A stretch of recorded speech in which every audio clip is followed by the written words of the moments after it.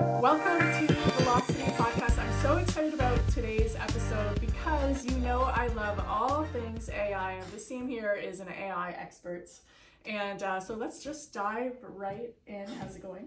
Pretty good. That's good. It's a lovely fall sunny day. I started the day with a lovely walk with my dog and went by the river and doing her little social media sniffing all over the place, right? Because I learned that somewhere on TikTok. Maybe my wife told me this, that when dogs sniff, it's their version of how they collect information from the world. And so before I'd be taking her out for walks, and I'd be like, oh, let's go. We gotta go for a walk. Yeah. Now when she stops at every post, it's like, oh, she's on Twitter today or she's on Instagram today. I'm like, you know what? You do your doom scrolling, you do your thing. I'm happy. You're having a good time, and she collects knowledge about her world. So There you go. anyway, she was on social media today. I was happy. All right. So what makes you an expert when it comes to AI? I know we've had a couple of conversations. I know you wrote a book. Yeah. Why do you think it's so important for the future, or actually even for like the present? And yeah, can you tell me a little bit of how you got into it and how you... Yeah, for sure. So first and foremost, I wouldn't consider myself an expert in AI. I know it's always awkward to call yourself an expert. No, I know a lot. I know a lot, and I'm quite confident in my skills and abilities to do things with generative AI. The beauty of it is I'm always learning as well. So as things progress, I'm also a student, and I think that's what makes me so great at it, because I approach it with that curiosity. So if we take you back about two and a half years ago, maybe longer, when ChatGPT first became public, I had one of my coworkers come up to me and said, oh my gosh, have you seen this thing? And you're like, okay. And so when I looked at it, I was like, oh, this is neat. Like starting to converse with a machine, right? And then, at first you're like, oh my gosh, now, AI overlords, and, your mind could necessarily go down the whole Terminator route and Skynet, which is totally fine. Like, fears are completely normal. Yep. Where I approached it though was more about that curiosity, and I was thinking about oh, this is neat. It can simulate human language, right? And I love how I'm wired for genuine connection, having intelligent dialogue. And so I just started with something fun. I was like, oh, what do you think about this? And what do you think about that? And a lot of conversations back and forth. And I was quite impressed by the quality and the brevity of the content that you receive from even something so simple. And so that actually, you talked about the book, and then I'll get to that later. And that's kind of where I started thinking about the book as well, where I was like, oh, I wonder what technologies exist for social good out there. And I started just asking general questions, and I was really, really impressed. And if you go fast forward 2.5 years, after experimenting with generative AI in terms of even creating imagery with Midjourney, or doing training and workshops and so forth for individuals and businesses, I see so much potential and value for human beings if they apply the art and the science of language models properly. Yeah. And where my philosophy of curiosity came from, aside from the fear and the whole what could happen with this, I kind of labeled it like this. I go, okay, imagine there's a being, or imagine there's an entity, or whatever you want to call it, that has almost infinite level of intelligence in terms of subject matter expertise on a subject, and then the variety of subjects. So from photography to nature to astronomy to writing to whatever the case may be, so many different subjects. So you take both of those tiers, infinite intelligence on a subject and on a number of subjects. And I'm like, why wouldn't you want to converse and have dialogue with something like that? Yeah. And so I took that approach, right? And it's fundamentally, it's changed my life. And I want people to be exposed to how it can change their lives as well. So anyway, I'm super passionate about this. Yeah. Awesome. So this, and I know you also engage in it. Yeah. Just so I'm like, let's do this, right? Let's nerd out on Gen AI, right? Yeah. The thing is, it's just, that's exactly it. It's literally, and this is what I don't understand about people, and I think I'm just maybe naturally a little more curious. But it's we nowadays can sit at the foot of any genius and learn from them, whether you're going on YouTube or you're going to ChatGPT and being like, hey, if you were C.S. Lewis, how would you view this specific problem, or whatever, or name a philosopher. Yeah. And I'm just we can hear things and see things that my grandmother couldn't. She wasn't exposed to, universities, or the, genius thinkers over here, or stuff about the universe. She was limited because of time and space.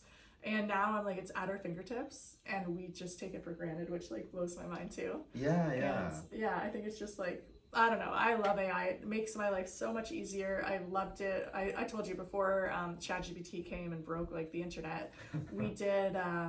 We were using Writer, So it'd be like, hey, you know, here, I need a blog idea. I'm going to talk about this. And then it would kind of like flesh out the idea. Right. ChatGPT is like so smooth, so good.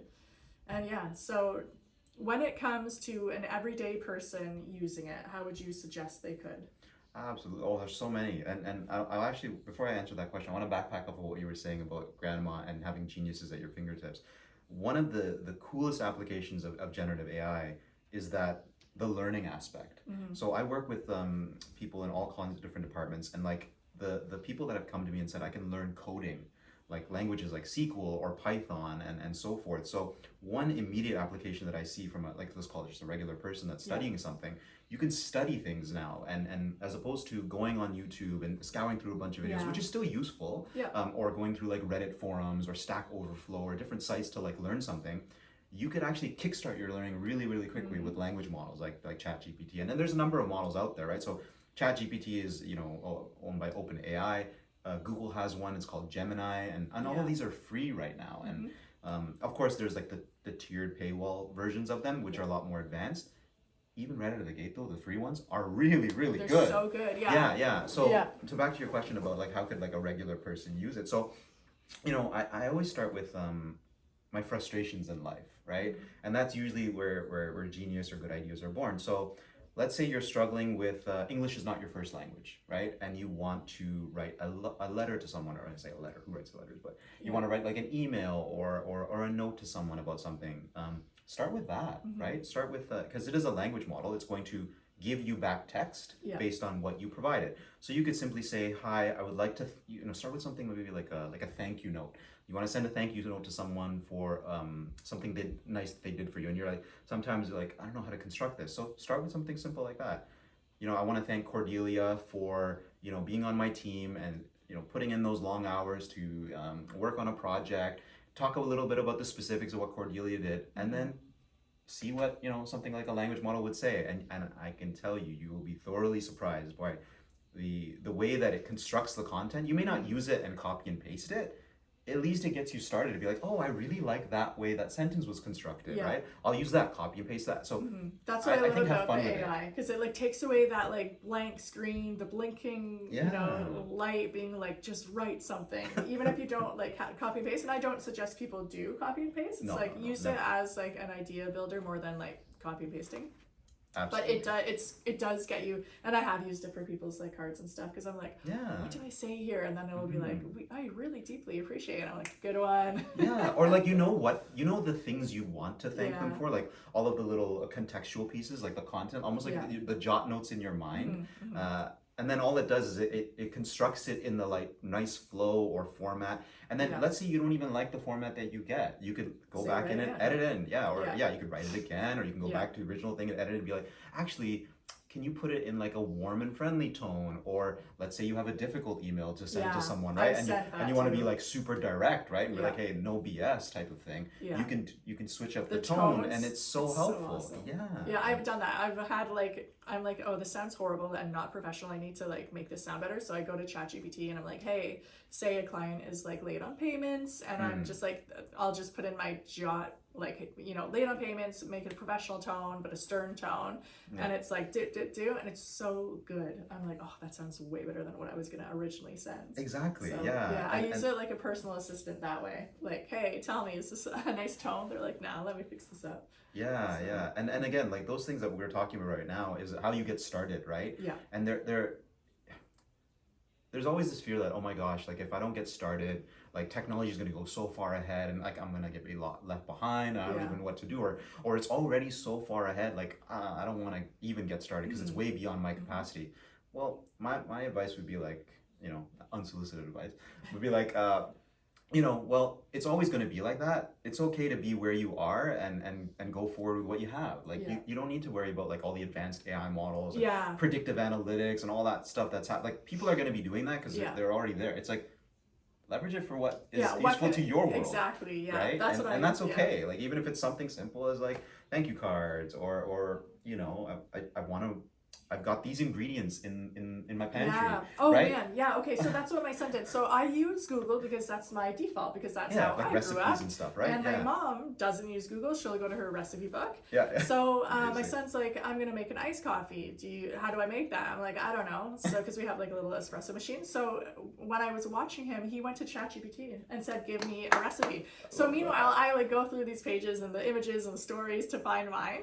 And I'm like, oh my gosh, that was good. I'm like, there's the future right there. Like, Right. it's the new Google, which on my personal thing, I'm like, okay, how does this go with search engine optimization? And that's kind of when it comes to AI where I'm digging in Yeah, like how do you because get it that? changes things. If people aren't going to Google, they're going to this. But yeah, I was just like watching him use it, and I'm like, oh my gosh, like I would have never used it for a recipe because I just like do my thing. And now I Yeah, do. It's like, here are my ingredients: chicken, yeah, parsley, blah blah blah blah blah. yeah. What's the meal? And they're like, spit it. Oh, it's amazing. I love Right? And then you it. can format in like if you're like a spreadsheet user, you can be like, okay, can you format this output in a table? It'll literally create like your columns and your rows for you. You can copy that, put that into like a Google Yeah, Sheet or an Excel document if you like that kind of stuff. yeah, The other side of it, if you're like a fitness buff, you want to hit your macros and things like that, you yeah. could put in all of those requirements. Be like, okay, I'm allergic to this, this, and this. I can't eat these types of things, or I want to only eat these, and I want to hit these kind of like fitness goals in terms of my carbs and so forth, proteins. It can create like plans I for you, know. and it may not be perfect. But As I it's said, good enough. it's good enough to Yeah, like it gets you 80% of the way, and yeah. a lot of that, And less then of use that. your human brain. Yeah. Always use yeah. I use it If there's actually a at the gym. disclaimer, always use your Yeah, human yeah, we brain. have a brain. Let's use Like it a little bit. yeah, like do not take So, it for face value because. And I say this as well, like humans also we make mistakes, right? yeah, So like you're gonna trust your family, you're gonna trust your friends, and you're gonna go to them for advice on certain things. At the end of the day, let's say you have a family member that has slept incorrectly the night before, or they're going through like a really difficult situation, like a tragedy, and they're just not right mental state. They're probably going to give you information that when you receive it, you're like, I've got to discern that. So you yes. always be critical and discern what you're getting, and then take what's useful and discard the rest. Yeah, a good one. Yeah. I love that. Yeah, there's so many. It's interesting to talk to different people how they use it. I was sitting in an AI seminar, and this person was like, I'm going to give you 10 quick ways how you can use it in your everyday life.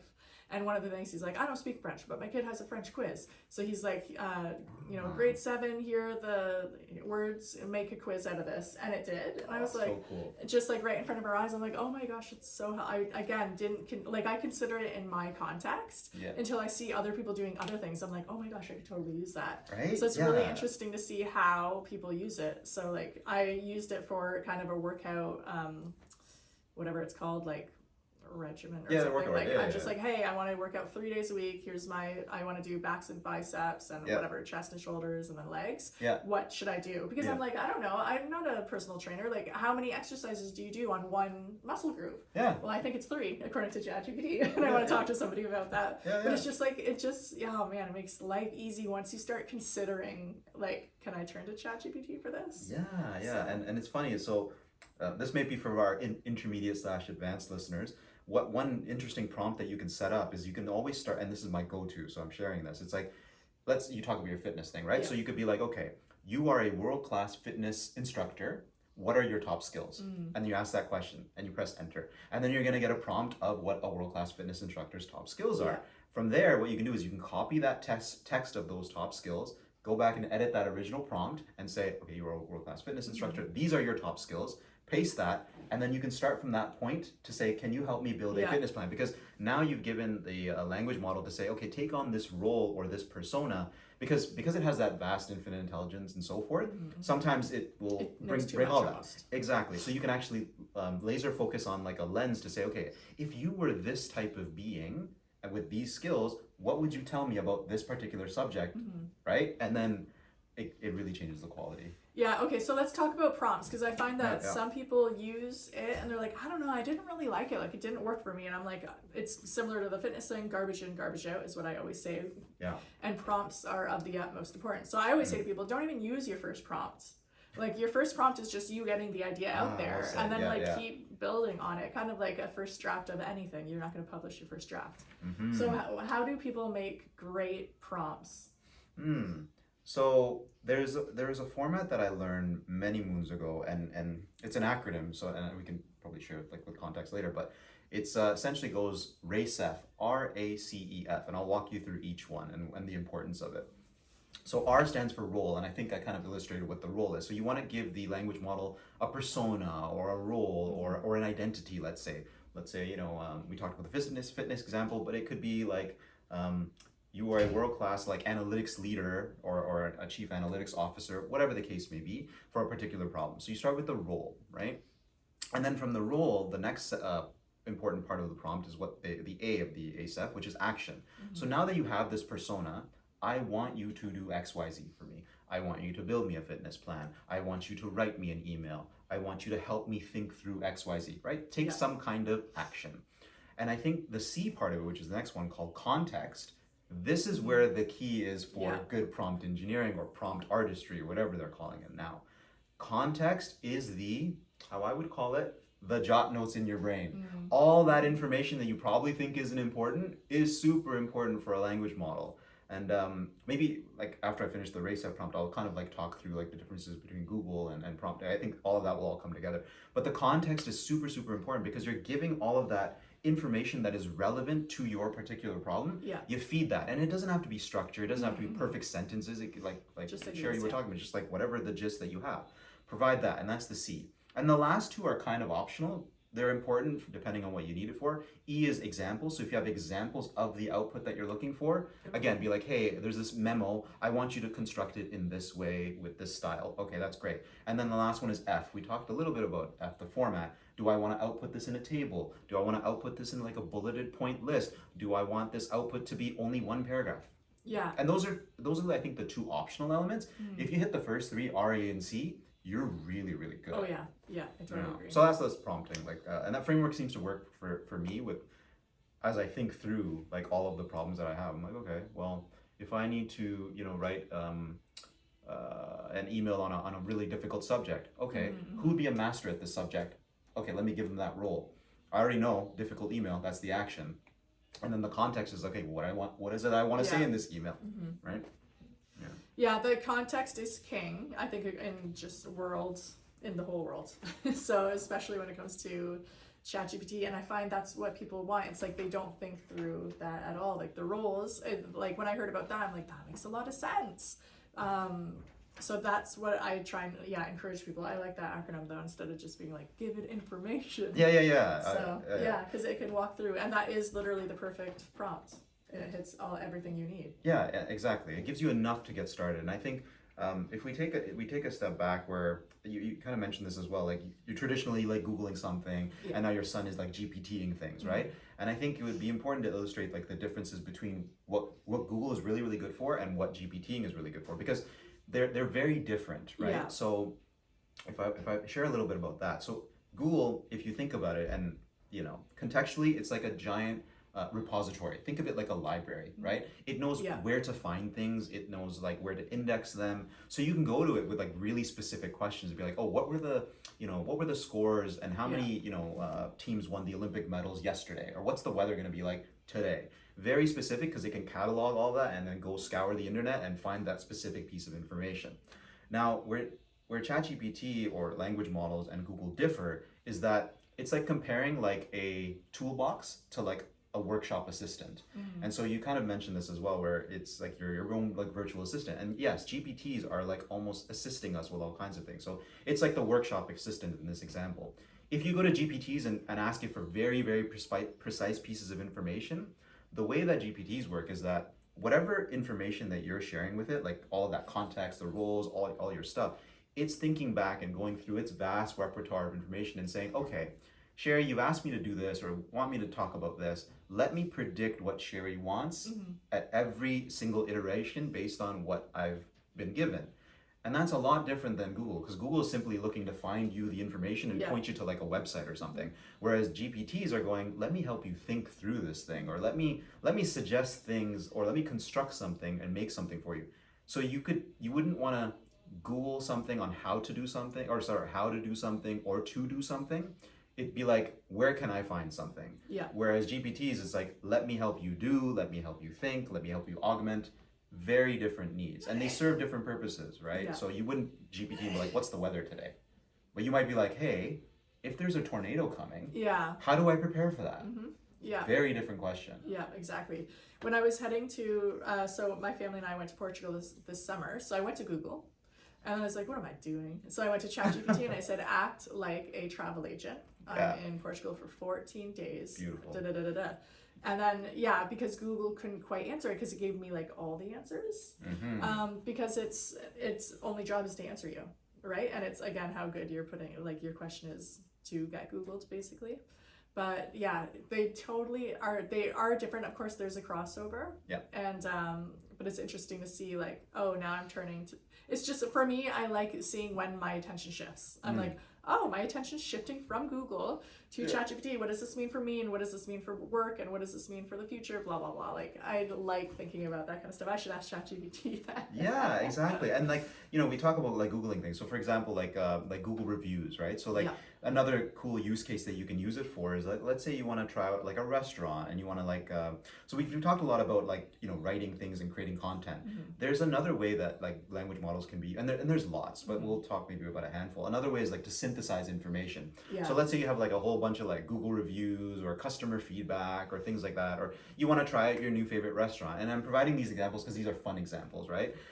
So let's say you want to go to like an escape room or something and be like, okay, how is this escape room in terms of difficulty, or how was the staff and like how did they treat people? So you could actually go into like a Google review and copy all of that unstructured text with all little stars and all of that, and you can simply go into like a language model and say, okay, I'd like to learn about this escape room. Can you synthesize these results and tell me like, who were some really, really nice staff members? What were some escape rooms that are easy to finish based on this list of reviews?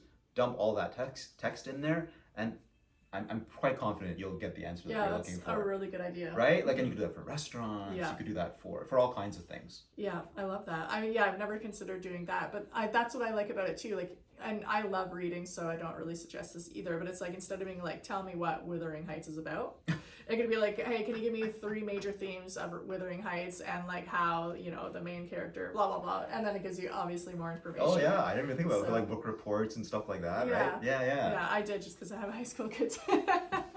Very so smart. I know there's so many applications. We cannot obviously go through all of them. No. But I think it's going to be a tool that more and more people use, and it's nothing to be scared of, and it's really user friendly. Like, for being so advanced, it's like it's accessible. Yeah, you can get it on your phone. Yeah. If you pay for the other ones, you can do like almost like a voice to text type of thing. If you've got like an internet browser, like there's a lot of ways to access it, and as we said, it's free. It's like a free tool right now. Yeah. And I'm sure they're always going to be staying with a free model. Me too. It's like Google's free. They're not paying for Google. Yeah, the advertisers are. Yeah. So like the so I just think eventually they'll figure out it's how like to utility. monetize it better, and of course that's coming down the pipe, and you should not be surprised at that. All right, let's switch gears. You want to tell me about your book? Oh, sure. Yeah. So on the subject of like language models, I ended up writing this book called ABCs of the Future. And all the images in here and even all the content was developed by language models. So the book is basically it takes you on a journey from A to Z about different subjects, like I is for interstellar travel and J is for jetpacks. And the general format of the book is it's got like a cute little Dr. Seuss rhyme, a picture there, and then actually you can scan this QR code and it takes you to like a Google site that I've built that provides a lot more information about that subject. And I ended up writing it for parents and also caregivers. Children and caregivers, like a Disney Pixar movie, right? You make it for kids, adults can benefit too. And I wanted that interactivity so that parents and kids and teachers, uncles, and they could actually have dialogue about those subjects. Because I could sit here and lecture to anyone and be like, oh yeah, go learn this thing. You're more likely to learn something when you're enthusiastic about it, and when you go and talk to someone about it. Be like, for oh sure. my gosh, you see this thing? Like, I didn't know this. And especially a complex subject like bioprinting, you might, as an adult, might learn about it and be like, I didn't know that even exists. And then you can actually engage in it and learn together. So yeah, it's available, ABCs of the Future. It's available on Amazon worldwide. So yeah, if you got an Amazon Prime membership, 2 days it'll be at your place. Perfect. Okay, and the last question I always ask everyone is kind of random, but it's, what's on your career bucket list? So you do this, you're like, all in on AI. Yeah. So what's on the career bucket list? What are you thinking the future holds for you? Or what do you wish it holds for you? Yeah, and I'll take 2 streams on that. So I think from the corporate world side, I want to reach the C-suite. So, be at the executive, playing at the executive level. And then if you look at outside the corporate world, I want to be a world-renowned author and someone that makes generative AI accessible to the masses, right? So if I imagine a world where we walk around and we see people applying generative AI to improve their own personal lives or their professional lives, I want to be a key player, like in the impact of making that happen. Awesome. Like that, like I'd be like, oh my god, this is amazing. Yeah, like a voice. That's cool. Yeah. Well, hopefully this Velocity podcast is your first step. We'll all I'm just remember joking, to but share your it. passion about it does make it, you make it really understandable and accessible for people, and then your passion just makes everyone, I think, a lot more excited about it, even seeing you like talk about it in more social settings. So I think you could be on your way there, which is really nice. Well, thank you. I'm super hyped about the whole thing, and Yeah. I just want everybody to be hyped up, I know, it's just like cool, let's that's go, why. right? Yeah. All right, thank you guys for listening. I'm gonna drop Vaseem's contact information. Feel free to give him a follow, and yeah, thanks for listening.